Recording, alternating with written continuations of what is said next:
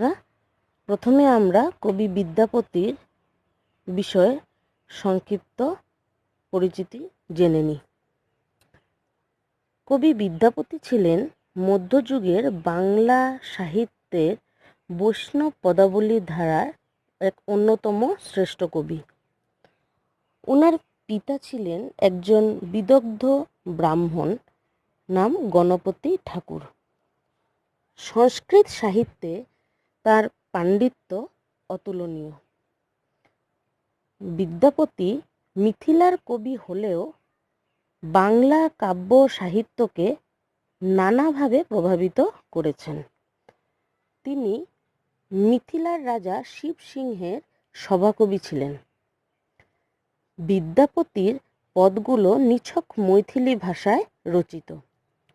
বৈষ্ণব কবি বিদ্যাপতির মৈথিলী ভাষায় রচিত পদাবলীর প্রভাবে ব্রজবুলি ভাষার সৃষ্টি হয়।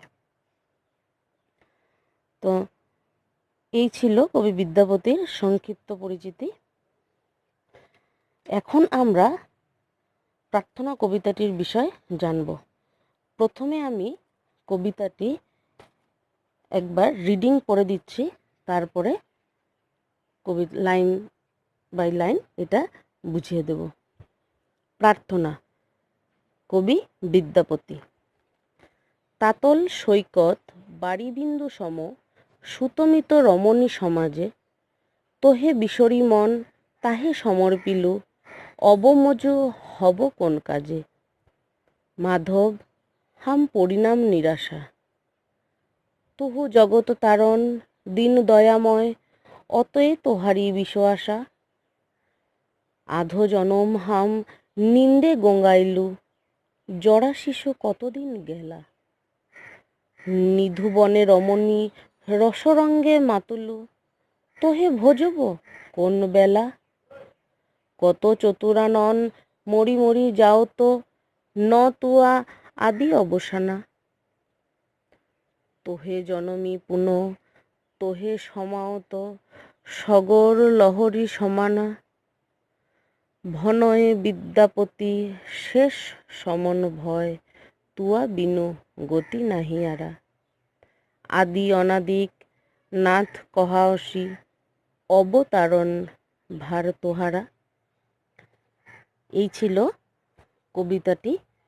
এখন কবিতাটি সম্পর্কে আমি বুঝিয়ে দিচ্ছি, বাচ্চারা মন দিয়ে শুনবে। তাতল সৈকত বাড়ি সিন্ধু সম, সুতমিত রমণী সমাজে। অর্থাৎ কবি বিদ্যাপতি কৃষ্ণপদে অর্থাৎ ভগবানের শ্রীকৃষ্ণের শ্রীচরণে মিনতি করে বলেছেন, একটা উদাহরণ দিয়েছেন আর কি। প্রথমের যে লাইনটা, যে উত্তপ্ত বালুকা রাশিতে, অর্থাৎ সমুদ্রের তটে যে উত্তপ্ত বালি থাকে, সেই বালির মধ্যে জলবিন্দু অর্থাৎ এক ফোঁটা জল পড়লে তা মুহূর্তের মধ্যে যেমন বিলীন হয়ে যায়, ঠিক সেই রকম আমাদের এই সংসারটাও, এই মায়াময় সংসারটাও ক্ষণস্থায়ী। তিনি এই সংসারটাকে মায়াময় বলেছেন। তার কারণ এই সংসারে স্ত্রী, পুত্র, মিত্র অর্থাৎ কোনো প্রিয়জন কোনো কিছুই চিরস্থায়ী নয়, সব ক্ষণস্থায়ী। সেই জন্য এই সংসারটাকে মায়াময় ক্ষণস্থায়ী সংসারের বিষয়ে বুঝাতে গিয়ে তিনি এই উপমাটা অর্থাৎ উদাহরণটা তিনি উল্লেখ করেছেন। তোহে বিশরী মন তাহে সমর্পিলু, অবমজু হব কোন কাজে। কবি এখন বার্ধক্যে উপনীত হয়েছেন, তাই উনার আক্ষেপ, মাধব হাম পরিণাম নিরাশা। অর্থাৎ তিনি শাশ্বত ঈশ্বরকে ভুলে গিয়ে এতদিন তিনি এই ক্ষণস্থায়ী মায়াময় সংসারের মোহে আবদ্ধ হয়েছিলেন।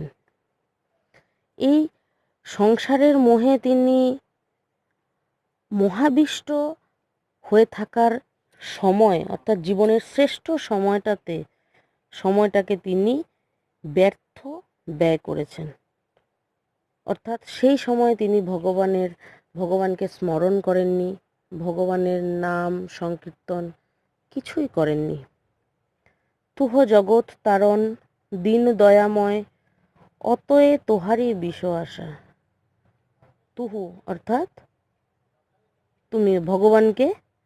তুমি, অর্থাৎ ভগবানকে উদ্দেশ্য করে বলেছেন, তুমি জগৎ তারণ অর্থাৎ জগতের ত্রাতা, দীন দয়াময়, দয় দীর্ঘী দন্তান্ন অর্থাৎ দীন, দরিদ্র, দীন শব্দের অর্থ দরিদ্র। আমি পরে ভিডিওতে তোমাদেরকে আমি শব্দার্থগুলো বলে দেব।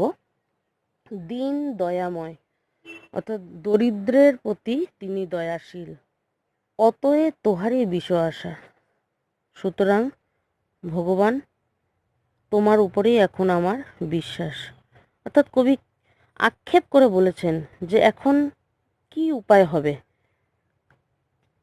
অর্থাৎ তিনি জীবনের এত সময় ঈশ্বরের কোনো ভজনা করেননি, ঈশ্বরকে স্মরণ করেননি, কেবল সংসারের মোহেই আচ্ছন্ন হয়েছিলেন, সংসারের মোহেই তিনি আবদ্ধ হয়েছিলেন। আধো জনম হাম নিন্দে গঙ্গাইলু জরা শিশু কতদিন গেলা। জীবনের অর্ধেকটা সময় তিনি ঘুমিয়েই অতিবাহিত করেছেন, অর্থাৎ নিদ্রায় তিনি অতিবাহিত করেছেন। কখনো বা আবার তিনি শৈশব বা বার্ধক্যেও অনেক সময় তিনি কাটিয়েছেন। নিধুবনে রমণী রসরঙ্গে মাতুল তোহে ভজব কোন বলা। কখনো বা আবার তিনি যৌবনের রসরঙ্গে মেতেছিলেন। তো সুতরাং ভগবানকে তিনি কখন স্মরণ করবেন, কখন তিনি ভগবানের ভজন করবেন। এখানে নিধুবন একটা শব্দ আছে, বাচ্চারা মন দিয়ে শুনবে। এই নিধুবন জায়গাটা বৃন্দাবনের একটি উদ্যান, যেখানে রাধা কৃষ্ণ ক্রিয়া কৌতুক ও আমোদ প্রমোদ করে সময় অতিবাহিত করতেন। এখানে সেই নিধুবনের কথা উল্লেখ করা হয়েছে। কত চতুরানন মরি মরি যাও তো ন তুয়া আদি অবসানা তোহে জনমী পুনঃ তোহে সমাহত সগর লহরী সমানা। অর্থাৎ কত চতুরানন মরি মরি যাও তো, এখানে চতুরানন বলতে ব্রহ্মা জগৎ স্রষ্টার কথা বলেছেন, কিন্তু এখানে জগতের নাথ যিনি, তিনি হলেন শ্রী ভগবান শ্রীকৃষ্ণ। তার আদি বা অন্ত কিছু নেই, তিনি অনাদির আদি গোবিন্দ। ভনয়ে বিদ্যাপতি শেষ সমন ভয় তুয়া বিনু গতি নাহি আড়া। জীবনের শেষ কালে এসে কবি বিদ্যাপতি ঈশ্বরের কাছে প্রার্থনা করেছেন, শেষকালে মৃত্যুজনিত ভয় থেকে উদ্ধার করতে, হে প্রভু তুমি ছাড়া আমার আর কোনো গতি নেই। আদি অনাদিক নাথ কহায়সী অবতারণ ভার তোহারা। জগতে তুমি একমাত্র উদ্ধারকর্তা, ত্রাণকর্তা। সুতরাং আমাকে ত্রাণ করার দায়িত্ব এখন তোমার। জীবনের অর্ধেকটা সময় তিনি এইভাবেই ক্ষণস্থায়ী মায়াময় সংসারে আবদ্ধ থেকে, আচ্ছন্ন থেকে তিনি অতিবাহিত করেছেন।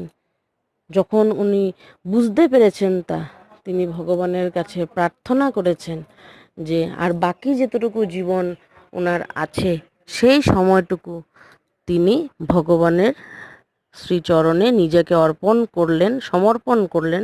সুতরাং হে ভগবান, হে ঈশ্বর, তুমি আমাকে শেষকালে মৃত্যুজনিত ভয় থেকে উদ্ধার করো, তুমি আমাকে রক্ষা করো, তুমি ছাড়া আমার এই জগতে আর কেউ নেই। তো এই কবি বিদ্যাপতির ভগবানের শ্রীচরণে প্রার্থনা, তাই কবিতাটির নাম প্রার্থনা রাখা হয়েছে। এই ছিল আজকের প্রার্থনা কবিতাটির সম্পূর্ণ বিষয়বস্তু।